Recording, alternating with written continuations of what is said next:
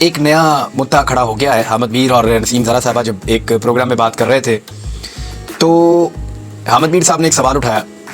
अब क्योंकि इसमें बहुत सारी चीज़ें मुझे पहले पता थी, मैंने गुज़िश्ता साल अक्टूबर में, गालिबन सितंबर अक्टूबर में मैंने एक प्रोग्राम किया था 2021 में, यानी 2022, गुज़िश्ता साल तो 2022 था, 2021 में मैंने एक प्रोग्राम किया था। उसके कॉन्सिक्वेंसेस मुझे भुगतने पड़े थे क्योंकि मुझे कुछ चीज़ों का पता चला था और मैंने पाकिस्तान की एस्टेब्लिशमेंट कहकर मुखातिब किया था। बात ये हो रही थी कि इमरान खान साहब से पूछा जाए कि उनको कौन मजबूर कर रहा था कि इसराइल को तस्लीम करें या इसराइल के लिए गुंजाइश पैदा करें। और दूसरा, नसीम ज़ारा साहब ने कहा कि इंडिया को लेकर भी जनरल बाजवा किसी और तरह सोचते थे और इसराइल को लेकर भी नॉर्मलाइजेशन वो चाहते थे। एक्चुअली ये कहानी क्या है मैं आपको बता देता हूँ। मैंने आपको पहले कई मरतबा बताया, आज से 1.5 साल पहले, कि इमरान खान साहब पे बहुत दबाव है। ये तो हम बता नहीं पाते थे क्योंकि उस वक्त हालात किसी और तरह के थे। हालात अब भी कोई इतने साजगार नहीं हैं, लेकिन फिर भी कुछ चीज़ें मैं आपके सामने रख देता हूँ।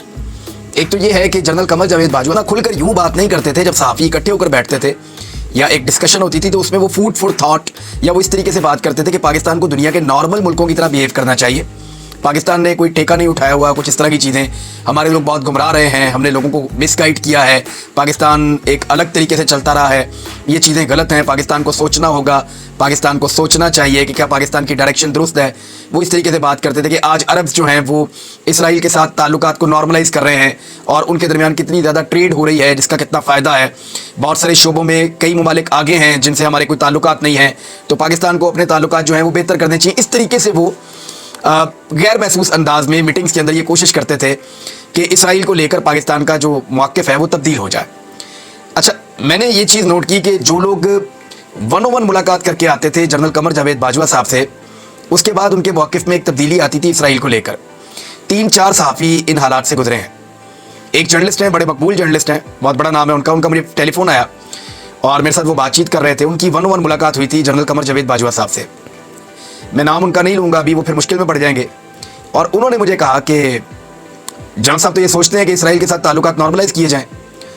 तो मैंने कहा सोचने से क्या फ़र्क पड़ता है, पाकिस्तानी तो इसमें नहीं मानेंगे। कायदे-ए-आज़म मोहम्मद अली जिन्ना का एक मौक़िफ़ था और हर पाकिस्तानी का एक मौक़िफ़ है, और जब तक कि फ़लस्तीनियों को उनका हक़ नहीं मिलता हम अपने मौक़िफ़ पे कायम रहेंगे।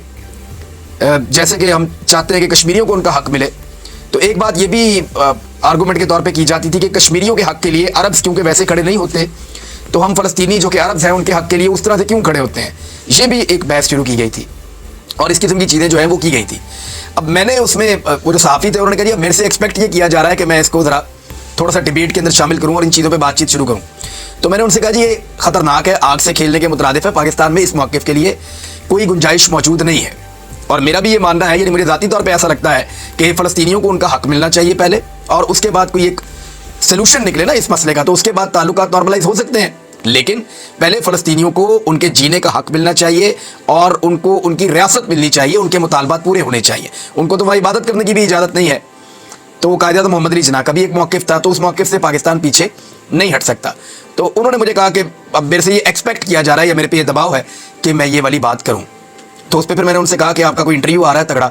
तो उन्होंने कहा मैं एक इंटरव्यू करने वाला हूँ इमरान खान साहब का। तो मैंने उनसे ये गुजारिश की कि फिर आप इमरान खान साहब से ये सवाल पूछ लें। तो सवाल तो आप पूछ ही सकते हैं कि क्या इसराइल को आप तस्लीम करेंगे या आपका कोई इरादा है, क्योंकि अरब ममालिक कर रहे हैं। तो इस तरह उन्होंने वो सवाल किया। और एक और सहाफ़ी हैं, वो उनकी भी 1-on-1 मुलाकात हुई, उसके बाद उन्होंने बाकायदा एक प्रोग्राम कर दिया, उनके लिए काफ़ी मुश्किलात पैदा हो गई।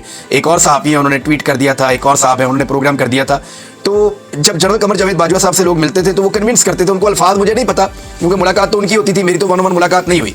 लेकिन मैंने ये महसूस किया कि उसके बाद इसराइल के लिए एक गुंजाइश पैदा करने की कोशिश पाकिस्तान में की जा रही थी, जिस पर तंग आके इमरान खान साहब ने 2021 में ये कहना पड़ा उनको कि भाई मैं अपने अल्लाह को क्या जवाब दूंगा अगर मैं इस जगह पे आके ये कर लेता हूँ। तो इसके बाद इमरान खान साहब की तरफ से जब ये इतना सख्त मौक़िफ़ आया तो फिर खामोशी पैदा हुई।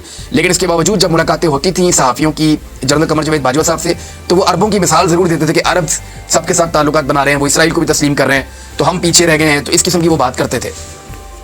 उसके बाद जो इंडिया के साथ ताल्लुकात का मामला है, जनरल कमर जावेद बाजवा साहब इंडिया के साथ एक सुलह करना चाहते थे, एक दोस्ती करना चाहते थे, और वो इंडिया के साथ ताल्लुकात को बहुत अच्छा रखना चाहते थे, और ये लड़ाई वाले जो मामला थे इनको ख़त्म करना चाहते थे। ये हर पाकिस्तानी की ख्वाहिश है, ये होना चाहिए।